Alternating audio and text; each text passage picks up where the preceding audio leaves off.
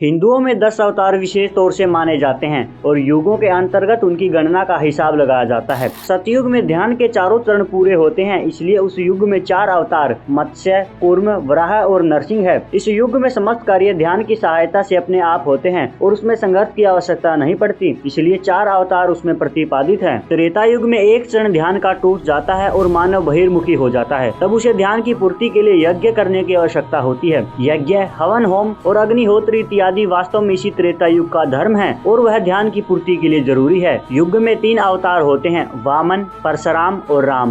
द्वापर युग में 2 चरण ध्यान के टूट जाते हैं क्योंकि मानव एक प्रकृतिवादी बन जाता है। उस समय उसे मूर्ति पूजा से काम लेने की आवश्यकता होती है। वह अपना ध्यान मूर्ति में जमाता है और उसी जमाने में हर प्रकार के आविष्कार और अग्निकारक विनाशक अस्त्र बनाए जाते हैं। 2 चरणों की कमी को पूरा करने वास्ते उसमें केवल 2 अवतार होते हैं, कृष्ण और बुद्ध। इस युग का धर्म मूर्ति पूजा है। कलयुग में केवल एक क्षण ध्यान का रह जाता है, इसलिए इस युग में केवल एक अवतार होगा जिसका नाम होगा कल्कि।